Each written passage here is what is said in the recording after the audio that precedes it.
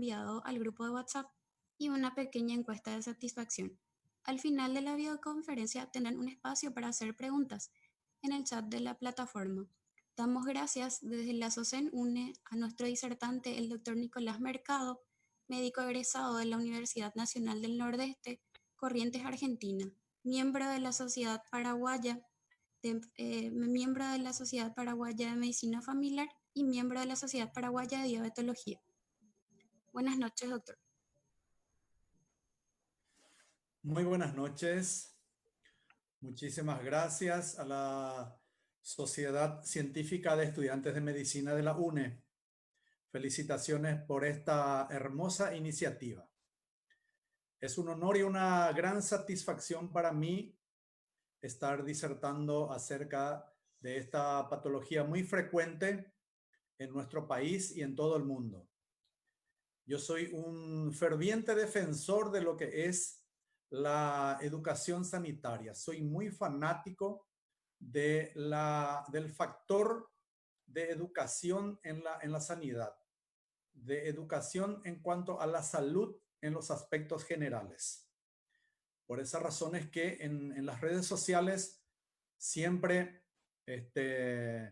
me manifiesto en apoyo a todos estos eventos que se realizan siempre.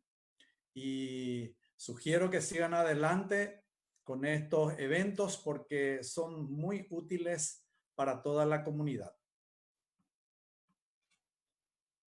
Voy a compartir mi pantalla.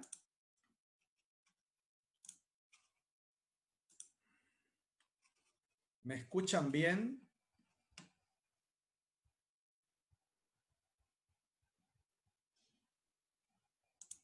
Por favor, si me avisan si está bien el audio, la pantalla. Correcto. Muy bien. Aquí está justamente un título muy interesante, la promoción de la salud.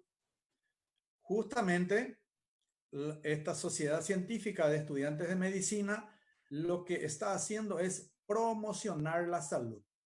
Porque promocionar la salud justamente significa educación sanitaria, es sinónimo de educación sanitaria. Y a través de la educación sanitaria también nosotros podemos intervenir en el aspecto de la prevención, que es importantísimo en esta enfermedad que vamos a ir viendo de a poquito. Por lo tanto, nuevamente mis felicitaciones a esta sociedad científica que se preocupa por promocionar la salud, sobre todo en nuestra comunidad, que muchas veces es muy carente en cuanto a recibir diferentes tipos de informaciones.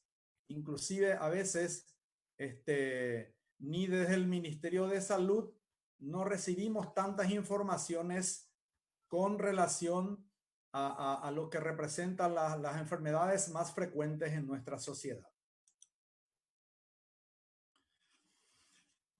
Esta imagen es muy representativa de lo que vamos a hablar en el transcurso de esta noche. Dice: la diabetes, mi familia y yo. Siempre en el consultorio, cuando recibimos a una persona con diabetes, le recalcamos que no se vaya sola esa persona, porque necesitamos que su entorno familiar se involucre con ese paciente en el desarrollo de su tratamiento. Además, inculcamos al entorno familiar de un paciente con diabetes que trate de acomodarse a lo que es el paciente y no esperar que el paciente se acomode al entorno familiar. La participación del entorno familiar es muy importante para la persona con diabetes. Por eso insistimos siempre en este título: diabetes, mi familia y yo. Es muy triste cuando vemos un paciente con diabetes ingresar al consultorio en forma solitaria. Inclusive a veces recibimos personas de la tercera edad que a veces ya no escucha bien, a veces ya no entiende muy bien lo que se le explica, ya no comprende muy bien las ideas que el médico quiere entregarle. Por lo tanto, siempre inculcamos que el paciente con diabetes asista acompañado de algún familiar de su entorno cercano. Es muy importante ese detalle tener en cuenta. Y que el entorno familiar se adapte, por ejemplo, a su estilo de alimentación, se adapte a su estilo de vida para que ese paciente se sienta confortable en esa familia, que el paciente se sienta apoyado en su vida diaria en esa familia, en esa casa. ¿Cuál es la prevalencia de la diabetes en el Paraguay?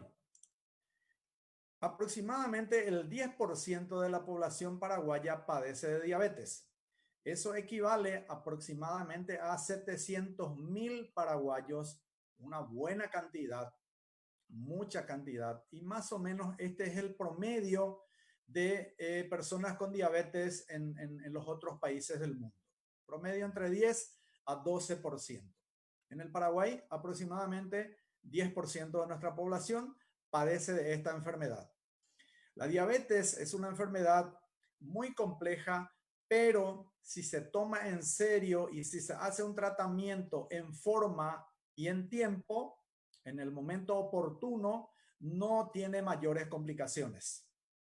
Y la palabra clave es justamente el tratamiento oportuno, realizar el tratamiento en el menor tiempo, en el tiempo más precoz posible, de tal manera que las complicaciones no sean de grandes variaciones y que si ocurren las complicaciones, que aparezcan en una etapa lo más tardía posible. Algunos conceptos acerca de lo que es la diabetes mellitus. Lo correcto, lo completo es diabetes mellitus. Mellitus viene de miel, viene de dulce, porque los primeros médicos que comenzaron a sospechar de esta enfermedad, como que no tenían herramientas suficientes, no tenían mucha tecnología como las que tenemos hoy en día, entonces buscaban maneras de tratar de llegar a un diagnóstico con las herramientas que tenían, con lo que contaban.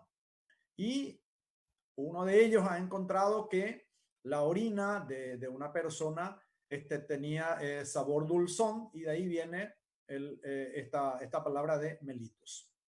En primer lugar, tenemos que decir que la diabetes es una enfermedad crónica. La palabra crónica significa que dura mucho tiempo. De hecho, que una diabetes cuando comienza, esa persona ya lo va a llevar por el resto de su vida. Por eso decimos que es una enfermedad incurable. Coloqué aquí signos de interrogación porque existen determinadas situaciones hoy en día en donde la diabetes puede remitir. Pero remitir no significa curación. Remitir significa simplemente que retrocedió la enfermedad. Por ejemplo, hoy en día está muy de moda la enfermedad, la cirugía bariátrica para esta enfermedad. Esa operación en donde a la persona se le somete a una reducción del tamaño de su estómago y con eso se logra bajar de peso. Con ese procedimiento quirúrgico se puede remitir la enfermedad por un tiempo X. Dependerá mucho del mismo paciente que fue sometido a esa cirugía. Y por otra parte decimos también que en muchas ocasiones la diabetes es hereditaria, sobre todo en la diabetes tipo 2, que vamos a ver enseguida quiénes son. Una breve reseña acerca de la anatomía y de la fisiología. No podemos entrar en muchos detalles porque nos llevaría mucho tiempo. Tampoco podemos hablar de muchos detalles de la diabetes porque nos llevaría 4 o 5 días. Por lo tanto, hablaremos de la diabetes en cuanto a conceptos más importantes, conceptos generales y aspectos más relevantes de esta enfermedad. Tenemos que decir que el páncreas es un órgano muy importante que se encuentra inmediatamente por detrás del estómago, un poquito ya cerca de la columna lumbar, prácticamente adosándose a la columna lumbar. Pero más fácil es para entender decir que está por detrás del estómago. Aquí estamos observando una imagen esquemática de la situación, de la ubicación del páncreas. Este tubo que vemos aquí es la primera porción del intestino delgado. Esta cabeza del páncreas está íntimamente relacionada con esta primera porción del intestino delgado. Dijimos recién que el páncreas es un órgano no tan grande, es un órgano pequeño, tal es así que pesa solamente 70 gramos. Aquí estamos observando la ubicación de este órgano. Acá más arriba le vemos al hígado. Acá está la vesícula para ubicarnos mejor. Este conducto que viene de la vesícula que transporta la bilis se va a unir con el conducto del páncreas para drenar el líquido del jugo pancreático y el líquido de la bilis aquí en el intestino delgado. Tenemos que conocer esta palabra bastante frecuentemente escuchada por ahí, glucemia. ¿Qué es la glucemia? Es el nivel de la glucosa en la sangre, que decimos vulgarmente azúcar o carbohidrato o hidratos de carbono. De varias maneras podemos decir. La glucosa, que es un azúcar, podemos decir también que es un hidrato de carbono o un carbohidrato. Por lo tanto, la cantidad o el nivel de glucosa en la sangre se llama glucemia. La glucemia normal en ayunas es de 70 a 99 miligramos por cada 100 mililitros de sangre. Hablamos de una hiperglucemia en ayunas cuando el nivel de la glucemia se encuentra entre 100 miligramos o más. 100 miligramos o más. En ayunas estamos hablando de una alteración de la glucemia en ayunas. Ya es una leve hiperglucemia. Pero existe también la otra situación inversa en el otro extremo, en donde podemos encontrar la hipoglucemia, que también es un inconveniente de salud. Y hablamos de hipoglucemia cuando el nivel de la glucosa en la sangre se encuentra por debajo de 70 miligramos.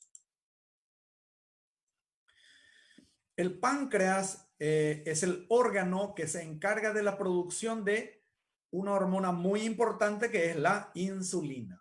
¿Cuál es la tarea de la insulina? La insulina es la hormona encargada que va a promover que la glucosa que está en la sangre pueda entrar a todas las células del cuerpo. Todas las células del cuerpo necesitan del azúcar, de la glucosa para su energía. Las células utilizan a la glucosa como fuente de energía. Entonces, estamos viendo que la glucosa en el cuerpo es una sustancia extremadamente importante. Ni qué decir si hablamos del cerebro, que utiliza exclusivamente la glucosa para su energía. Muy bien. ¿Qué pasa cuando nosotros comemos? Vamos a suponer comimos un pedazo de torta o tomamos un vaso de yogur o comimos 2 manzanas o tomamos un vaso de jugo de naranja. ¿Qué va a pasar? Todos esos nutrientes van a pasar a la sangre y va a ocasionar una hiperglucemia. Se va a elevar la glucosa en la sangre debido a esos alimentos que habíamos ingerido. ¿Qué va a pasar? Esa hiperglucemia va a ser detectada por el páncreas. ¿Y qué va a hacer el páncreas? Va a ordenar la salida de la insulina desde el páncreas para finalmente bajar esa glucosa que se elevó debido a los alimentos que ingerimos. Entonces, ese jugo, esa torta que ingerimos como alimento produjo la hiperglucemia, elevó la glucosa en la sangre, por lo tanto, esa situación fue detectada por el páncreas. ¿Y qué hizo el páncreas? Envió la insulina que tiene en su interior para que esa glucosa sea descendida de vuelta y permanezca en el nivel deseado. Sin embargo, existe la otra situación que puede ocurrir y que es la hipoglucemia. Muchas veces ocurre esta situación en personas, por ejemplo, que hacen un ayuno muy prolongado o una persona anciana que ya no se alimenta correctamente, se alimenta muy poco por falta de apetito, etcétera, etcétera. Entonces, una persona puede llegar a la hipoglucemia. ¿Qué pasa con la hipoglucemia? Esa hipoglucemia va a ser detectada también por el páncreas y va a enviar otra hormona reguladora del nivel de la glucosa en la sangre y se llama glucagón. ¿Qué va a hacer el glucagón? Va a elevar, va a promover, elevar el azúcar en la sangre para corregir esta hipoglucemia. Por lo tanto, llegamos a la conclusión que el páncreas es el órgano encargado de regular el nivel de la glucosa en la sangre, tanto cuando está elevada la glucemia como cuando estamos en una hipoglucemia. ¿Cómo definimos la diabetes? La diabetes definimos como una enfermedad que se caracteriza por un trastorno en el metabolismo de los carbohidratos, produciéndose una hiperglucemia persistente, que es el azúcar alto en la sangre. Entonces, la diabetes consiste en un problema en cuanto al metabolismo de los carbohidratos y específicamente en cuanto al metabolismo de la glucosa, y por esa razón es que la glucosa se eleva persistentemente en la sangre por encima de su valor normal. Y eso es lo que va a ocasionar esta enfermedad. En eso consiste esta enfermedad.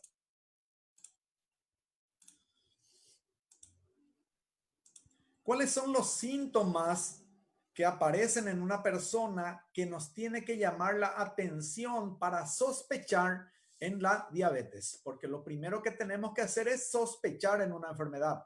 Nosotros mismos los médicos, cuando recibimos a un paciente en el hospital y nos cuenta sus síntomas, comenzamos a sospechar en una X patología. Acá tenemos lo que se denomina 4P. ¿Por qué se llama 4P? Porque tenemos lo que se llama la poliuria, la polidipsia, la polifagia y la pérdida de peso. Por eso llamamos 4P: poliuria, polidipsia, polifagia y pérdida de peso. La poliuria consiste en el aumento del volumen urinario. La persona que está comenzando con la diabetes manifiesta que orina mucho, orina más de lo habitual. La polidipsia es un aumento en la sed. El paciente manifiesta que tiene mucha sed. Y aumento del apetito. El paciente manifiesta que tiene hambre excesiva. A eso le llamamos polifagia. El paciente come mucho. Y por último, el paciente tiene pérdida de peso, porque todo el azúcar que su cuerpo tendría que estar aprovechando no lo aprovecha porque está con problemas en el metabolismo de la glucosa. La glucosa se eleva en su sangre y el cuerpo no lo está utilizando. No lo está utilizando por el problema de la disminución de la insulina, de la producción de la insulina por parte del páncreas, que ya vamos a ver enseguida. Entonces, una persona que manifiesta que tiene mucha sed, que tiene mucha hambre, que orina mucho y está perdiendo peso, hay que sospechar en diabetes. Pero no hay que esperar estos 4 síntomas que aparezcan en forma florida. No, no siempre vamos a pretender encontrar los 4 síntomas. A veces solamente tiene pérdida de peso. Y cuando uno le pregunta a esa persona si come mucho, cuenta que no. Si le preguntamos si orina mucho, a veces cuenta que no. Por lo tanto, a veces encontramos solamente uno de estos 4 síntomas. Inclusive, hay oportunidades en que una persona ya está teniendo diabetes y no tiene ninguno de estos 4 síntomas. Ojo con eso, no porque no tenga ninguno de estos síntomas vamos a descartar el 100% la diabetes. Por eso es importante siempre un chequeo médico. Un control médico periódico siempre es muy importante. Muy bien, entonces tenemos una persona que está con algunos síntomas, que orina mucho, que tiene pérdida de peso y le vamos a someter a esa persona a unos análisis porque no hay ningún otro diagnóstico que hacer un análisis de sangre. Con los síntomas nosotros vamos a sospechar, pero con eso no podemos confirmar. La única manera de confirmar es someterle a esa persona a un estudio laboratorial muy simple y relativamente barato. Es un análisis simple y barato en donde se le extrae una pequeña cantidad de sangre de la vena a una persona y se mide el nivel del azúcar en la sangre. Y hay varias maneras, varias situaciones que podemos tener en cuenta para llegar a un diagnóstico. La primera situación es cuando encontramos en la sangre de una persona el nivel de su azúcar entre 126 miligramos por cada 100 mililitros de sangre en adelante, en ayunas. 126 o más miligramos por cada 100 mililitros de sangre en ayunas. Esa es la manera más simple de llegar a un diagnóstico de la diabetes. Otro tipo de análisis laboratorial es cuando al azar significa en cualquier momento del día, porque acá dijimos en ayunas, aquí 126 miligramos o más en ayunas, pero podemos también hacer un análisis de sangre en cualquier momento del día, a eso le llamamos nosotros al azar, en cualquier momento del día a una persona. Y si encontramos 200 miligramos por cada 100 mililitros de sangre o más, también vamos a decir que tiene diabetes. Y sobre todo si va acompañado de los síntomas que acabamos de decir. Vamos a suponer, te extraen la sangre de la vena a las 5 de la tarde y se encuentra que tenés 220 y vos tenés mucha sed, tenés hambre, en las semanas anteriores perdiste un poquito de peso. Bueno, ahí automáticamente también ya se confirma la diabetes. Y esto es muy importante. Siempre para confirmar, para certificar, porque hay que tener mucho cuidado para decirle a una persona que está comenzando con la diabetes. Hay que ser muy prudente. Nosotros no le decimos a una persona que tiene diabetes hasta el momento de tener la certeza. ¿Cuándo vamos a tener la certeza que una persona ya está con diabetes? Cuando repetimos uno de estos dos análisis, sobre todo este análisis en ayunas, cuando repetimos y en dos oportunidades encontramos la glucemia entre 126 miligramos o más. Existe una situación que se denomina prediabetes. ¿A qué le llamamos prediabetes? Nosotros recién dijimos que la glucemia normal es entre 70 a 99. Esa es la glucemia normal en ayunas. Si en un análisis laboratorial en ayunas una persona tiene el nivel de su glucosa entre 100 a 125 miligramos, decimos que esa persona está en una situación denominada prediabetes. O si en una prueba de tolerancia oral a la glucosa, después de 2 horas de ingerir 75 gramos de glucosa, está entre 140 a 199 miligramos, también hablamos de prediabetes.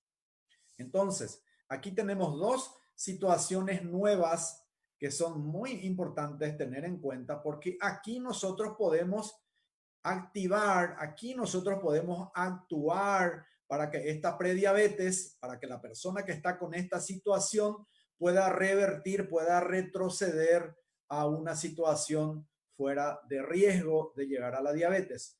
Porque una persona que está en esta situación laboratorial, si no hace si no toma una conducta apropiada, esta prediabetes va a avanzar y va a llegar a la diabetes, va a desarrollar la diabetes si es que no toma medidas correctivas, medidas apropiadas para que esta prediabetes pueda retroceder. Entonces, aquí tenemos dos situaciones muy importantes a tener en cuenta. Esta prueba de tolerancia oral a la glucosa consiste en colocar 75 gramos de glucosa en un vaso de agua y el paciente toma todo ese vaso de agua y al cabo de las 2 horas se le controla su nivel de glucosa en la sangre y si está entre 140 a 199 miligramos es prediabetes. Si está entre 200 o más, ahí ya es diabetes. Hay muchos tipos de diabetes. Cada día se está encontrando más y más tipos de diabetes. Pero estos 3 tipos son los más frecuentes. Tipo 1, tipo 2 y la diabetes gestacional. Son los 3 tipos más frecuentes de diabetes que encontramos en la sociedad. La diabetes tipo 1, por suerte, afortunadamente, equivale solamente entre 5 al 10% de todos los casos de diabetes. Antiguamente le llamábamos infanto juvenil o insulino dependiente, porque se trata de una persona que no puede vivir sin la insulina, por eso le llamamos insulino dependiente. Este tipo de diabetes es muy especial porque se trata de una enfermedad autoinmune. ¿Qué significa? Que tu propio sistema inmunológico reaccionó contra tu páncreas. Significa que tu propio sistema de defensa reaccionó, le desconoce a las células del páncreas productoras de insulina y ataca a esas células y las destruye. Entonces, es una enfermedad bastante jodida, bastante grave, por eso es que le llamamos enfermedad autoinmune. Tu propio sistema inmunológico reaccionó contra las células del páncreas productoras de la insulina y los destruye rápidamente y por eso es que aparece una diabetes muy rápidamente. La edad promedio, la edad en donde más frecuentemente aparece la diabetes tipo 1 está entre los 10 a 14 años, pero hemos encontrado niños de 4 o 5 años con diabetes tipo 1. Inclusive es muy raro, es de muy escaso porcentaje, pero existe también lo que se denomina la diabetes congénita, la diabetes neonatal. El neonato, el recién nacido, puede llegar a tener diabetes también, pero es extremadamente raro esos casos. ¿Qué podemos decir de la diabetes tipo 2, que se llama también del adulto? Porque en la mayoría de las veces este tipo de diabetes aparece en personas mayores de 40 años. Por lo tanto, cuando una persona tiene más de 40 años, ya tiene que ir vigilándose, tiene que ir sometiéndose ya a controles más periódicos, más frecuentes, porque ya va a existir mayor probabilidad de que pueda desarrollar esta enfermedad. Aproximadamente el 90% de todos los casos de diabetes se da en el adulto, se da este tipo de diabetes tipo 2. ¿Qué ocurre en esta, perdón, qué ocurre en este tipo de diabetes? Puede ocurrir 2 situaciones. Una, disminución de la producción de insulina. Disminución de la producción de insulina. ¿Qué pasa? Las células del páncreas comienzan a producir menor cantidad de insulina. Pero hay situaciones en donde las células del páncreas producen suficiente cantidad de insulina, sin embargo, no utilizan las células la glucosa, no utilizan correctamente porque tienen lo que se denomina una resistencia a la insulina. Entonces, el páncreas se está justificando, por utilizar un término, se está justificando en el sentido de que está produciendo suficiente cantidad de insulina. Sin embargo, las células periféricas que tendrían que utilizar la glucosa no lo está haciendo porque tiene una resistencia a la insulina. Y la tercera clase, el tercer tipo de diabetes, dijimos diabetes gestacional, es la que aparece por primera vez durante el embarazo. Tiene que ser por primera vez durante el embarazo. Una mujer que antes de su embarazo ya tenía diabetes eso no se considera diabetes gestacional, sino que ya se considera una diabetes ya pregestacional, una diabetes que ya tenía antes de su embarazo. El 40% de las mujeres que han tenido diabetes gestacional pueden desarrollar la diabetes en los próximos 5 a 10 años posteriores al parto. Por lo tanto, una mujer que durante su embarazo sufrió diabetes gestacional debe ser vigilada más de cerca en los próximos 5 a 10 años siguientes a su parto. Puede desarrollar esta enfermedad, por lo tanto, tiene que estar pendiente de que inicie esta patología.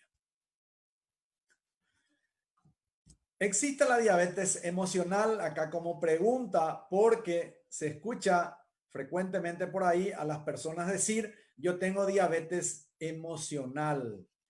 Y en realidad la diabetes emocional no existe. Pero sí hay que tener en cuenta que un estado emocional negativo, por ejemplo, una ansiedad muy persistente o una angustia muy descontrolada, una persona que está constantemente irritable, enojada, con mucha ira, sí puede elevar su azúcar transitoriamente, momentáneamente, pero no es diabetes. Que tu azúcar, que el nivel de tu azúcar en la sangre suba en forma transitoria y que después se normalice, eso no es diabetes. Por lo tanto, no existe la diabetes emocional como tal, pero repito, un estado emocional negativo, un estado emocional inadecuado puede traducirse en un aumento de la glucosa en tu sangre, pero siempre va a ser transitoriamente. Muy bien. Tenemos que analizar lo que son los factores predisponentes. ¿A qué le llamamos factores predisponentes? Llamamos a aquellos factores que van a contribuir, que van a incidir para que vos llegues a desarrollar la diabetes. Y encontramos factores genéticos y factores medioambientales. En los factores medioambientales es lo que nosotros vamos a actuar, porque sobre los factores genéticos no tenemos nada para actuar, porque un factor genético es inmodificable. Por lo tanto, lo que nos interesa a nosotros es el factor medioambiental. Muy bien. ¿Cuáles son los factores predisponentes para que una persona llegue a la diabetes tipo 2? El sobrepeso y la obesidad, muy importante tener en cuenta. Una persona con sobrepeso y obesidad tiene mayor predisposición a llegar a la diabetes. Una persona con la edad avanzada, a medida que avanzamos en la edad, dijimos que la diabetes tipo 2 se presenta en personas mayores de 40 años. Justamente aquí estamos hablando de la edad avanzada. A medida que avanzamos en la edad, tenemos mayor probabilidad de llegar a tener esta enfermedad. Antecedentes familiares: si tu papá, tu mamá, tus tíos, tus abuelos tienen diabetes, entonces vos tenés un antecedente familiar que te predispone a tener diabetes en alguna etapa de tu vida. Eso no quiere decir que sí o sí vas a tener diabetes, sino que tenés esa probabilidad por tener un antecedente en tu familia, tenés una probabilidad de padecer diabetes en algún momento de tu vida. Diabetes durante el embarazo. Recién dijimos que el 40% de las mujeres que han tenido diabetes gestacional podrán tener diabetes en los 5 a 10 años posteriores a su parto. Justamente acá tenemos diabetes durante el embarazo, le predispone a esa mujer a padecer esta enfermedad. El sedentarismo, otro factor predisponente. Una persona que no tiene ninguna actividad física, una persona que está quieta todo el día, es una persona candidata a tener diabetes en algún momento de su vida. Entonces, aquí estamos viendo todos los elementos que nosotros podemos utilizar para tratar de no llegar a la diabetes. Anteriormente, al sobrepeso y a la obesidad, la gente no le prestaba mucha atención, no se le consideraba una enfermedad. Hoy en día cambiaron los conceptos y ya se le considera como un problema de salud mundial. Tal es así que se le considera al sobrepeso y a la obesidad la epidemia del siglo XXI. Imagínense, es un problema de salud mundial la obesidad hoy en día. Antiguamente se consideraba un simple problema estético y hoy en día claramente, sin ninguna duda, la misma Organización Mundial de la Salud habla de que la obesidad es una enfermedad sin ninguna duda. Ya no se trata de un simple problema estético. Así es que a tener mucho en cuenta. ¿Dónde está el secreto? Fíjense este Mitaí, este adolescente que en la adolescencia, imagínense, en la adolescencia ya tiene este inconveniente del sobrepeso y la obesidad. Hoy en día vemos bastante frecuentemente en los hospitales adolescentes obesos debido a múltiples causas: mala alimentación, sedentarismo, sobre todo los dos elementos, la mala alimentación, las chatarras excesivas y el sedentarismo. Hoy en día con la tecnología, los mitaí ya no quieren ir a jugar al fútbol, ya no quieren tener actividades físicas, sino que están todos los días sentados con el smartphone en su mano. Y entonces todo lo que come se acumula en su cuerpo y llega a esta situación. Entonces, la clave está aquí, la clave está en actuar ya a temprana edad para no llegar a la obesidad, porque tener obesidad ya en la adolescencia supone una situación mucho más complicada para trabajar sobre estas patologías. Recién hablamos de lo que es la resistencia a la insulina y la obesidad predispone más todavía que las células del cuerpo tengan resistencia a la insulina. Por lo tanto, utilizando las palabras vulgar, común y corriente, las células no le dan pelota a la insulina, por lo tanto, la glucosa sigue circulando en la sangre y no entra a las células. Entonces, la obesidad nos lleva a la resistencia a la insulina y eso va a llevar que la glucosa continúe circulando en la sangre y no entre a las células. Porque ya dijimos que la insulina es la hormona encargada de abrir las puertas de las células para que la glucosa pueda entrar a las células, para que éstas puedan utilizar a la glucosa como fuente de energía. Recién hablamos de las chatarras, lógicamente, el consumo excesivo de calorías que contienen los nutrientes, ya conocemos muy bien. No voy a hablar detalladamente de los nutrientes, pero ya más o menos tenemos ideas de los nutrientes con calor, con las calorías muy elevadas, que finalmente nos va a llevar a la obesidad. Muy bien. Aquí vamos a hablar de un conjunto de complicaciones que puede llevar la obesidad. Fíjense, inclusive nos puede llevar a complicaciones respiratorias. Por ejemplo, asma, por ejemplo, apnea del sueño. Apnea quiere decir cuando la respiración durante el sueño para un ratito, unos segundos. A eso le llamamos apnea del sueño. EPOC, enfermedad pulmonar obstructiva crónica, sobre todo de los fumadores. Todas estas patologías respiratorias predispone la obesidad. La obesidad puede llevarnos a la artrosis, que significa desgaste de las articulaciones debido al sobrepeso y a la obesidad.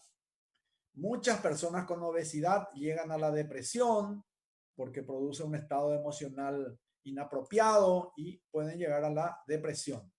Fíjense, la obesidad hasta predispone al cáncer, cáncer de mama, cáncer de colon, imagínense cáncer de próstata, son todos patologías graves, patologías severas que son promovidas por la obesidad.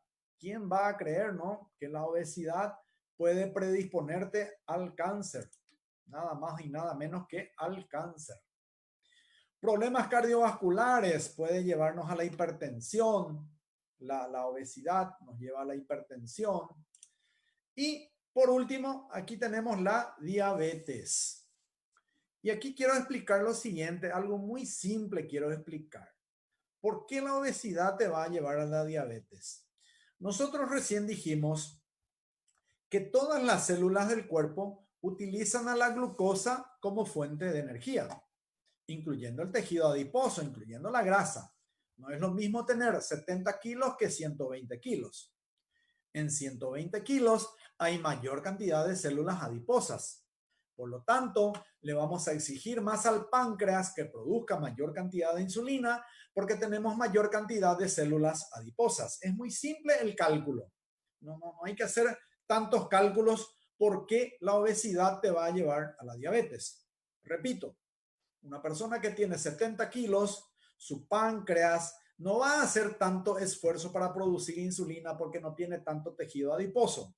Sin embargo, una persona de 120, 130, 140 kilos, como que tiene muchas células adiposas y cada célula adiposas necesitan de glucosa, entonces necesita que ese páncreas haga un mayor esfuerzo en producir insulina, aumentar la producción de la insulina, y eso lo va a llevar finalmente al agotamiento de las células pancreáticas y va a llegar fácilmente a la diabetes. Esa es la explicación fisiológica, fisiopatológica de cómo se llega a la diabetes a raíz de la obesidad. ¿Cuáles son las complicaciones que van a aparecer en una persona con diabetes si no hace el tratamiento apropiado y a tiempo? Ahí está la clave. Tratamiento apropiado y a tiempo, en el momento oportuno, significa eso. No esperar que aparezcan las complicaciones, no esperar que te amputen una pierna, no esperar que llegues a la ceguera para preocuparte, para concientizarte y comenzar a hacer el tratamiento como debe ser. ¿Cuáles son las complicaciones crónicas que aparecen en la diabetes? Es la primera causa de insuficiencia renal crónica. Le llamamos nefropatía diabética. Muchas personas con diabetes llegan a la diálisis debido a que llegan a la insuficiencia renal porque afecta mucho al riñón cuando tu azúcar está persistentemente elevada en la sangre. La diabetes es la primera causa de ceguera adquirida en el mundo. Estamos hablando en el mundo. Es la primera causa de ceguera adquirida en el mundo. A eso le llamamos retinopatía diabética. Imagínense. Es la primera causa de amputación no traumática de los miembros inferiores debido a la arteriopatía periférica que produce, daña a las arterias periféricas de los miembros inferiores. Y eso nos lleva finalmente a que esa persona se someta a la amputación de ese miembro inferior. Es bastante triste, muy penoso ver a una persona con diabetes con una pierna amputada. Por lo tanto, todas estas complicaciones, esta lista de complicaciones pueden aparecer en una persona con diabetes si es que no toma conciencia a tiempo y realiza el tratamiento en forma apropiada.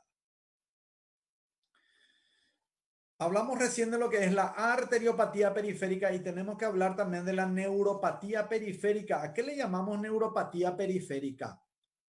Una persona con diabetes, con el tiempo, sobre todo si no realiza el tratamiento apropiado, tiene un daño en los nervios periféricos. Entonces, ¿qué pasa? Tiene una pérdida de la sensibilidad, sobre todo en la planta del pie. ¿Y qué pasa? Esa persona pisa, por ejemplo, un clavo, pisa un alfiler, pisa cualquier elemento punzante y no siente. ¿Por qué? Porque tiene pérdida de la sensibilidad por la neuropatía periférica. No siente nada. Entonces ya tiene una lesión, una herida acá y él ni se percata ni se da cuenta. esa herida continúa, aumenta la infección y finalmente en muchas oportunidades se llega a esto, amputar un dedo del pie o amputar el pie completo o la pierna completa. Y la arteriopatía, ya dijimos, el daño a las arterias que traen la sangre a los miembros inferiores. Las arterias son los vasos sanguíneos que se encargan de traer la sangre a todo el cuerpo, en este caso a los miembros inferiores. Y esas arterias son dañadas debido a la glucosa elevada persistentemente en la sangre. Fíjense, el famoso pie diabético. Pie diabético llamamos a las úlceras, a las heridas que se producen en el pie de una persona con diabetes maltratada. Repito, una persona con diabetes bien tratada, muy difícilmente se llegan a estas complicaciones. Fíjense el daño tremendo que ocasiona la arteriopatía y la neuropatía periférica en los miembros inferiores.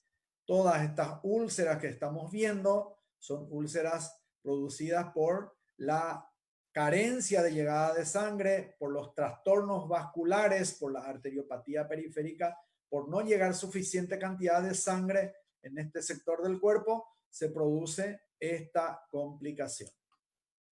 Y lo más triste, llegar a esta situación en donde a una persona con diabetes se le tiene que amputar el miembro debido a que las arterias están tan dañadas que ya no logra traer sangre al miembro y por lo tanto no queda otra alternativa que amputar a este miembro porque ya le va a ocasionar consecuencias en otra parte de su cuerpo. Y a esto lo que no hay que llegar porque aquí ya es tarde. Aquí ya es muy tarde. Mucha gente recién aquí toma conciencia y se preocupa. Muy bien. Una vez que tenemos el diagnóstico, lógicamente vamos a comenzar el tratamiento. El tratamiento de la diabetes es multidisciplinario. ¿Qué significa eso? Que no solamente participa el diabetólogo, participa la nutricionista, participa la educadora, participa la nefróloga, participa la neuróloga, participa un especialista en cardiología, inclusive oftalmólogo. Y por último, muy importante, el aspecto psicológico de una persona con diabetes. Porque hay que tener en cuenta y hay que ponerse en el lugar de una persona con diabetes, que cuando le decimos que se trata de una enfermedad que va a llevar consigo por el resto de su vida, eso ocasiona un daño en el estado emocional de esa persona. El estado emocional de una persona a quien se le comunica que está comenzando una patología que va a llevar por el resto de su vida es bastante importante tener en cuenta. Por lo tanto, la participación de una psicóloga para también en el tratamiento de una persona con diabetes es importante. Fíjense la lista de los profesionales que participan, por eso llamamos multidisciplinario. No es que participa solamente el diabetólogo. La nutricionista, el papel de la nutricionista es de suma importancia.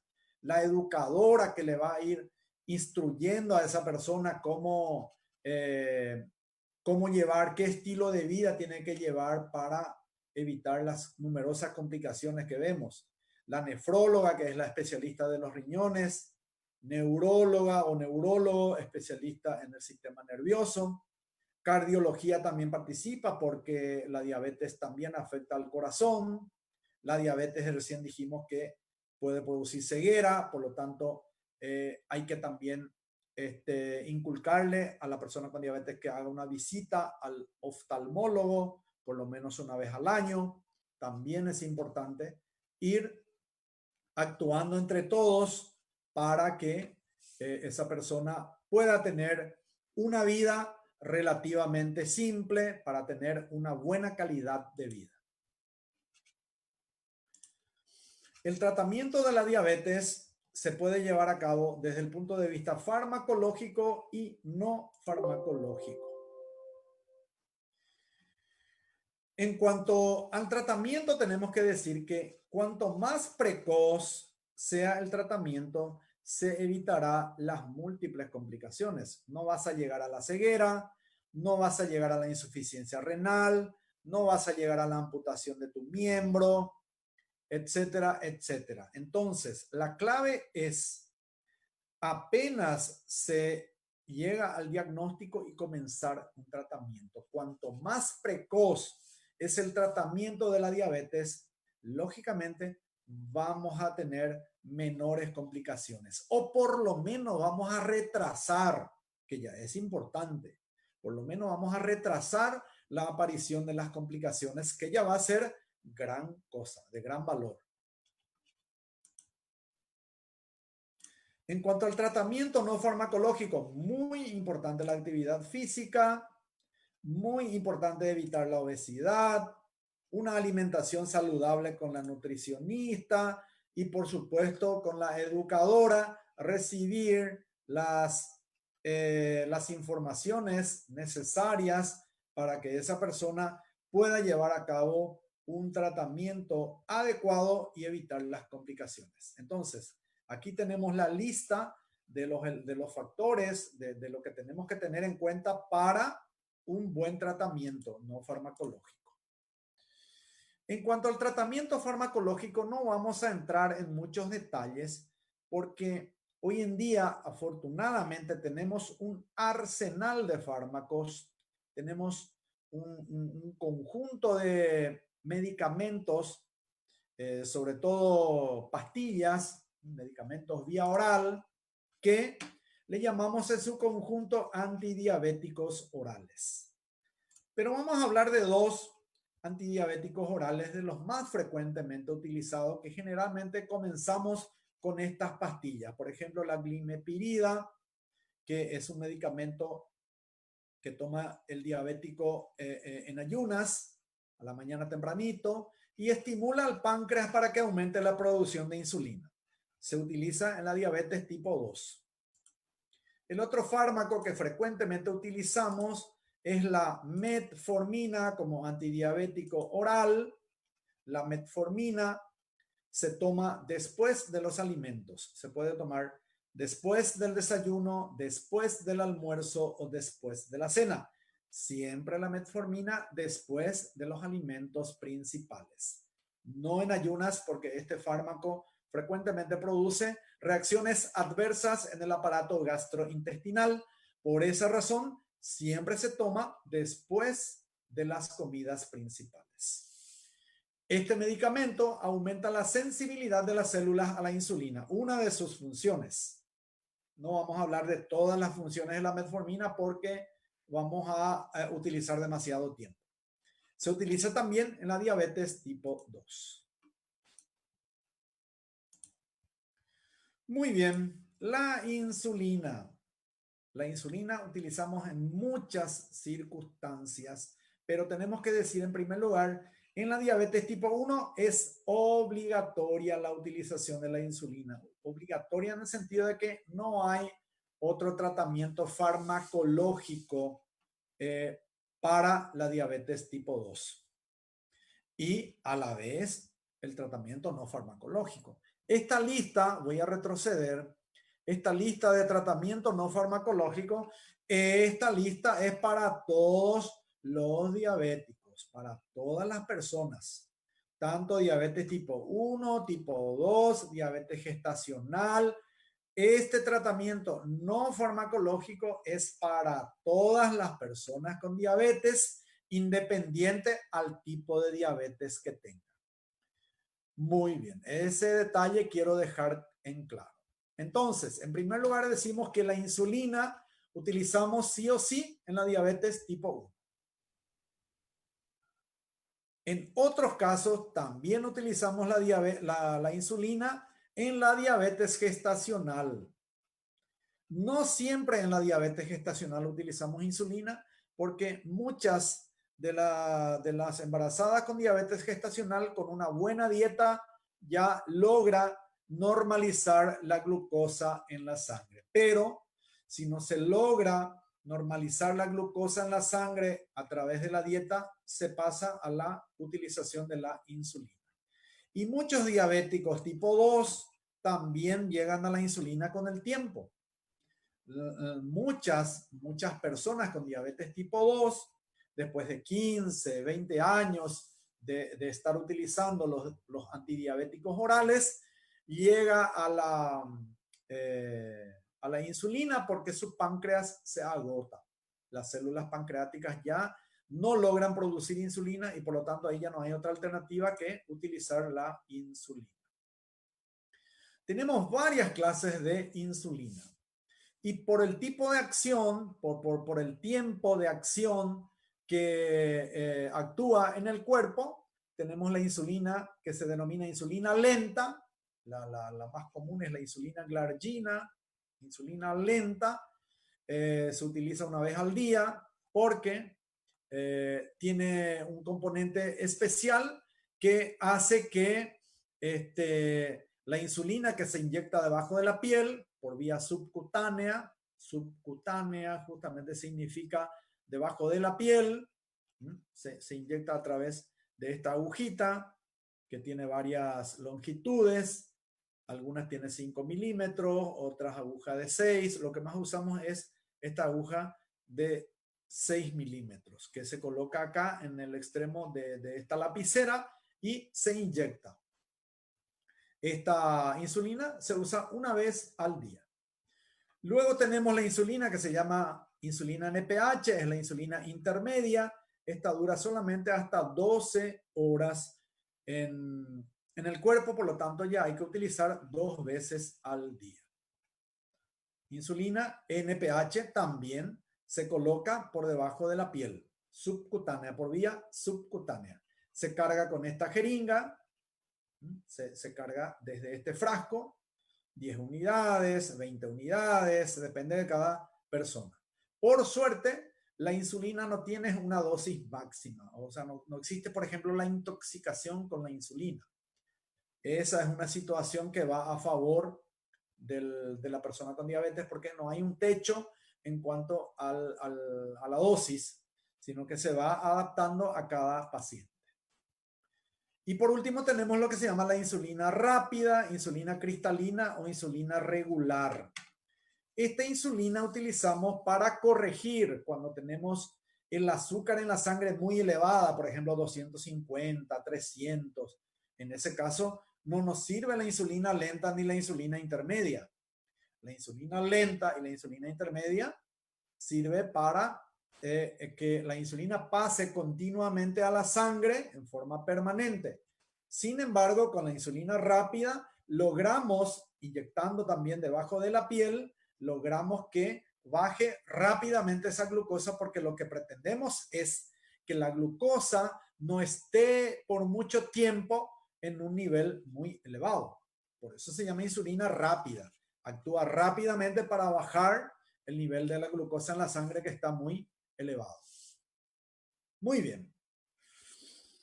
Aquí tenemos un aparato que se llama glucómetro y siempre recalcamos el automonitoreo. Automonitoreo significa que el mismo paciente se controle su nivel de azúcar en la sangre a través de este aparato denominado glucómetro.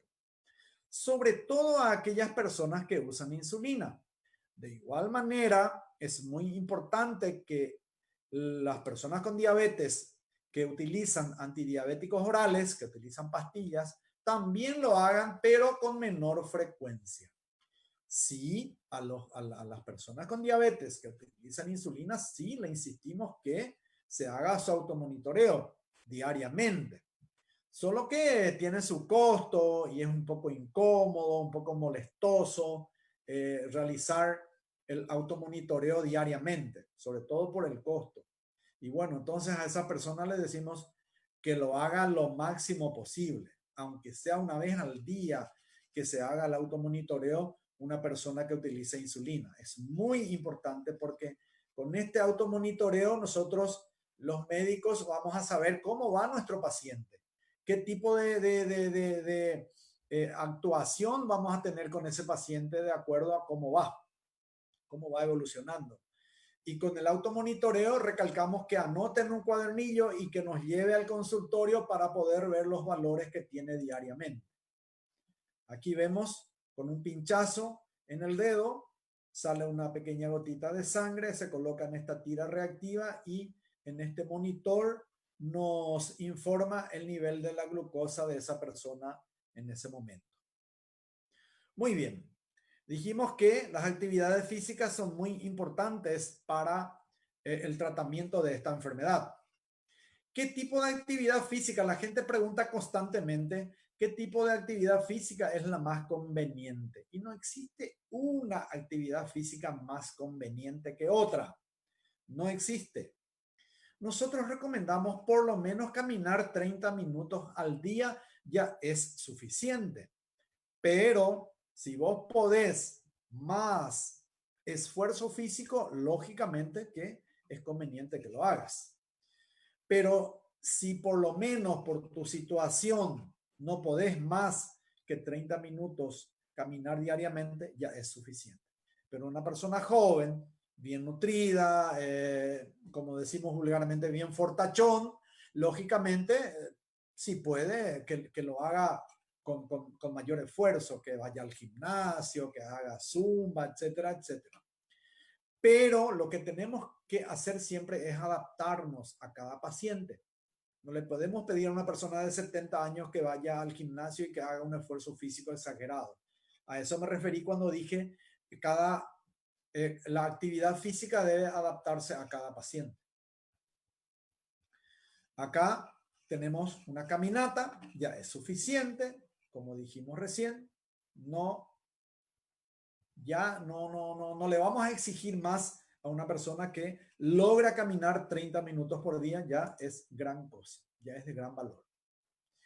Los beneficios de las actividades físicas. Evitar el sobrepeso. Fíjense esto, el estado emocional, mejora el humor, es muy importante para cualquier persona y más todavía en la diabetes. Mejora la sensibilidad a la insulina. Fíjense lo importante que es una actividad física. Va a mejorar la sensibilidad a la insulina, sobre todo en los músculos y en el tejido adiposo.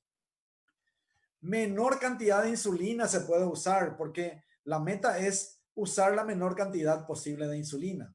Y con la actividad física, los músculos, ¿qué es lo que pasa con la actividad física?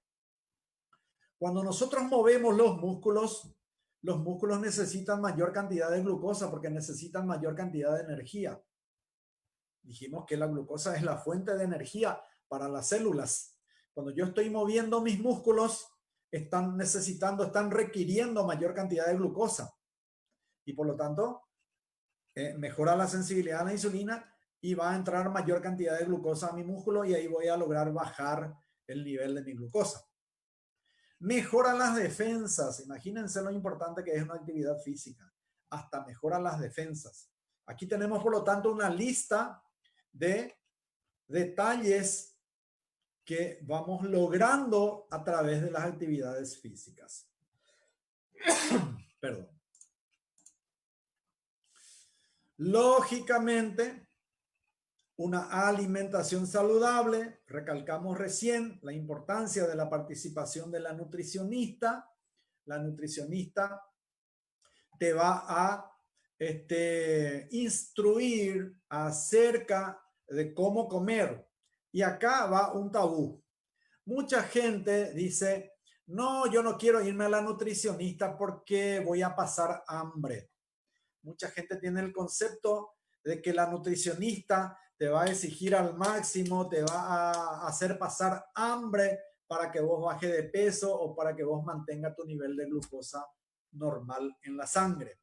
No es así categóricamente, no es ese el concepto de una nutricionista. La nutricionista va a adaptarse a tus costumbres nutricionales, pero va a procurar modificar tu hábito alimentario, pero no va a sacarte de la noche a la mañana tu mandioca, no va a sacarte de la noche a la mañana tus panificados, sino que te va a instruir acerca de unos detalles que tenés que tener en cuenta tanto para la cantidad de la comida que tenés que ingerir como la calidad de la comida que tenés que ingerir. Por lo tanto, no tener miedo para acudir a una nutricionista para que te pueda orientar de la mejor manera posible. De hecho, que nosotros los médicos también damos pequeñas orientaciones generales en cuanto a la nutrición, pero la más preparada es la nutricionista. Yo en mi consultorio por lo menos le digo a mis pacientes con diabetes que la distribución de los alimentos sea en la mayor proporción posible distribuir, es decir, dividir a los alimentos en varias dosis. Es decir, evitar comer solamente las 3 comidas principales, el desayuno, el almuerzo y la cena. No. Hay que evitar dejar un lapso muy largo entre una comida y otra. Si vos desayunaste a las 6 de la mañana, no podés dejar de comer hasta las 12. No, necesariamente tenés que hacer una media mañana. Nosotros normalmente le llamamos colación. Las nutricionistas te van a utilizar ese término contigo, colación, a las 9 de la mañana. Lo mismo a la tarde. No podés comer a las 12 y después recién a las 6 de la tarde. No, a las 3 de la tarde aproximadamente tenés que comer algo, una fruta, un vaso de leche, un vaso de yogur, algo. No dejar el estómago vacío por mucho tiempo, porque eso no es conveniente, porque si no vas a llegar a la próxima comida con mucha hambre y te vas a descontrolar y comer demasiado. Entonces, hay que fraccionar el consumo de los alimentos en varias veces al día. Y solemos utilizar esta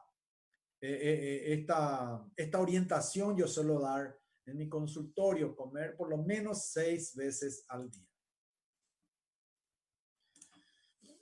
Muy bien, ¿qué hacemos en la prediabetes? Porque recién hablamos de la prediabetes.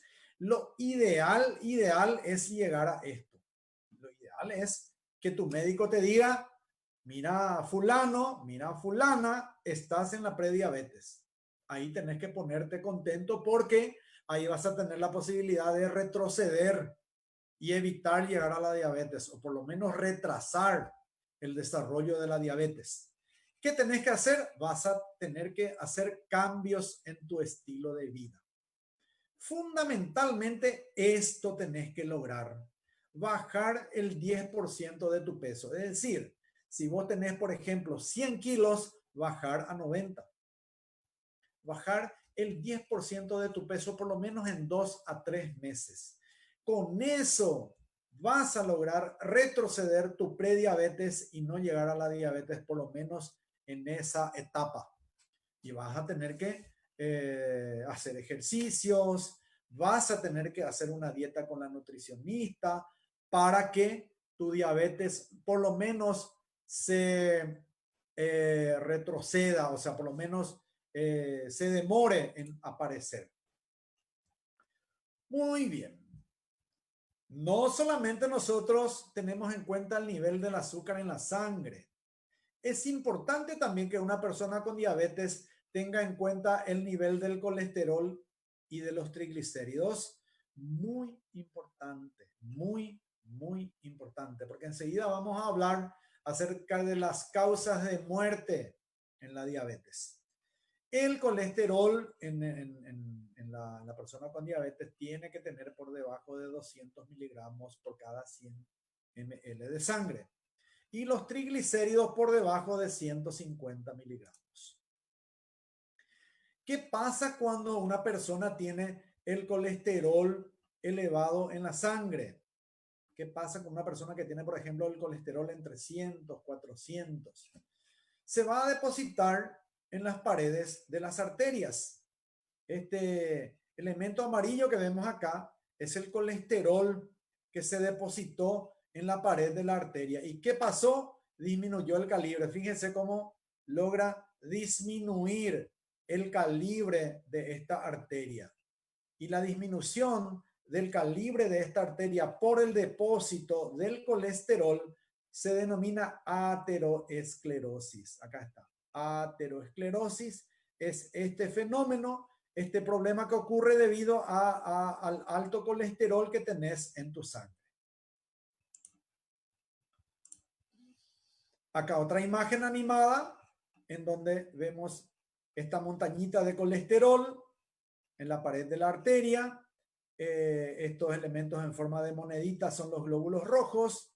Y fíjense cómo estos glóbulos rojos están chocando por este montículo parece un montículo de arena, pero es el montículo de colesterol que vimos recién en la otra imagen. Y está ocasionando una dificultad en la circulación sanguínea. ¿Por qué? Porque fíjense cómo hay un estrechamiento de la arteria. El calibre de la arteria se redujo. Disminuyó el calibre de esta arteria debido al depósito del colesterol y por lo tanto la sangre está circulando con dificultad. ¿Y esto a qué nos va a llevar? Al infarto, que es esta siguiente imagen. Aquí ya tenemos infarto. Fíjense, acá está el colesterol depositado en la pared de la arteria y acá la flecha muestra que el calibre de esta arteria está reducida. ¿Ven? Está reducido el calibre de esta arteria y debido al depósito del colesterol. Y fíjense cómo finalmente esto lleva al infarto. Aquí se produjo un coágulo de sangre. Acá vemos, ahí se va a formar, ahí está, se formó el coágulo de sangre y se produjo el infarto, que puede ser en el cerebro, que puede ser en el corazón, en cualquier parte del cuerpo puede ocurrir infarto, no solamente en el cerebro y en el corazón. Por lo tanto, fíjense, llegamos a esto. De hecho que, vamos a mirar enseguida que el infarto es una de las causas de muerte en las personas con diabetes. ¿Es importante controlar la presión? Muy importante en las personas con diabetes. Extremadamente importante a las personas con diabetes. Siempre le controlamos la presión arterial porque debe tener por debajo de 140/90. Debe ser sí o sí menor de 140/90 la presión arterial de una persona con diabetes.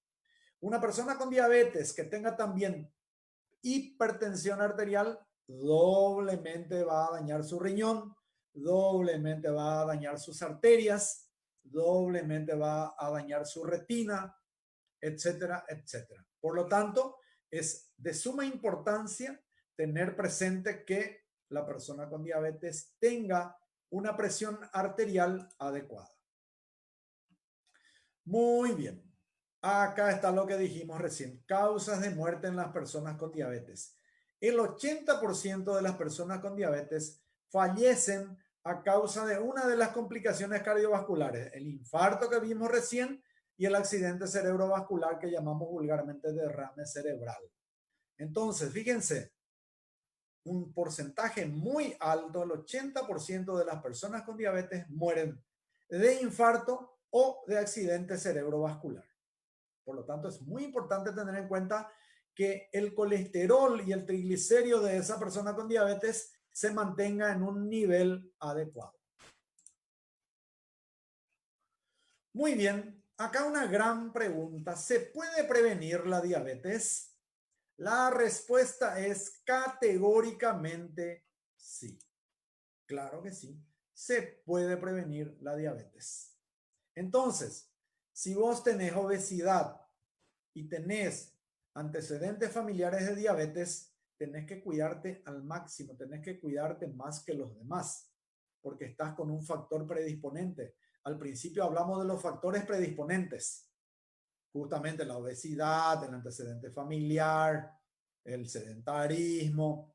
Entonces, si vos estás en esa lista de tener antecedentes familiares, de tener obesidad, con más razón todavía tenés que ponerte las pilas y esto, hacer ejercicios, evitar el sobrepeso, si es que ya estás con sobrepeso, reducir.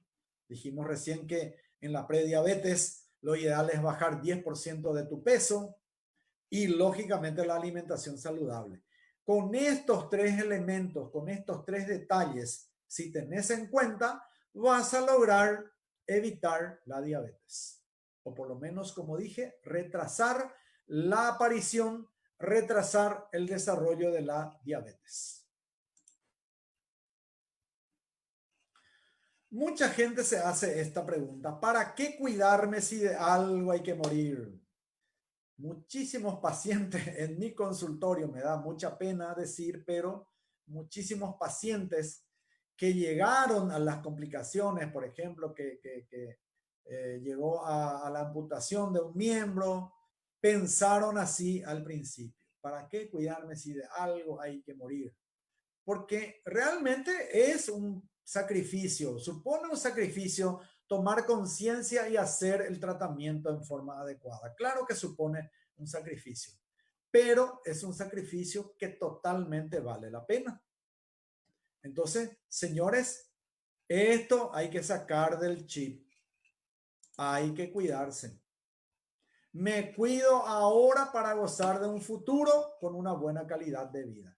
Porque es muy penoso, reitero, es muy penoso recibir en el consultorio una persona sin una pierna o una persona que se está haciendo diálisis porque pensó así al principio de su enfermedad. Entonces hay que cambiar el chip y pensar así: me cuido ahora, hacer un tratamiento adecuado para gozar de un futuro con una buena calidad de vida. Entonces, nuestra meta es diagnóstico precoz, acudir al médico en forma periódica. A partir de los 40 años, por ejemplo, ya hay que hacer un análisis en forma anual, una vez al año. Por arriba de los 40 años, si es posible, ya sería lo ideal. Diagnóstico precoz para iniciar el tratamiento y evitar las complicaciones. En resumen, tomar conciencia, acudir al médico, y les puedo asegurar que tengo muchísimos pacientes que no tienen complicaciones porque han tomado en serio el tratamiento desde un principio. Por eso hablé de un tratamiento oportuno, porque ya poco o nada sirve cuando ya aparecen las múltiples complicaciones. Y se puede evitar las complicaciones tomando conciencia desde un principio y haciéndole caso, siendo obediente con tu médico. Vas a lograr salir adelante. Y cualquier cosa, les dejo acá mi número telefónico. Estoy en IPS de Ciudad del Este y estoy en la Fundación TESAIN. Por cualquier eventualidad, estoy a sus órdenes. Me pueden llamar, me pueden escribir. Cualquier duda que tengan, estoy a las órdenes.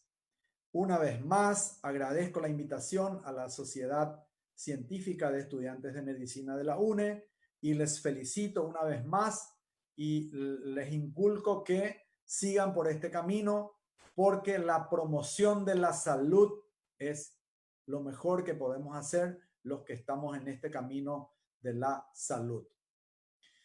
Estoy abierto a cualquier pregunta que me quieran formular en este momento y les reitero, he preparado esta charla de lo más simple posible porque hay muchísimas cosas más.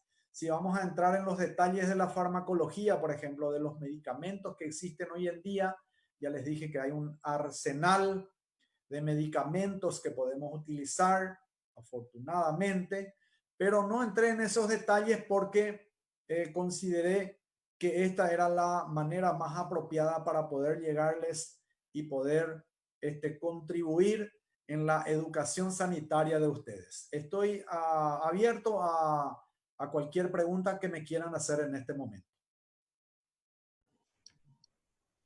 Agradecemos nuevamente a todos por su participación y al doctor Nicolás Mercado por su excelente ponencia. Abrimos un espacio para la realización de preguntas en el chat de la plataforma.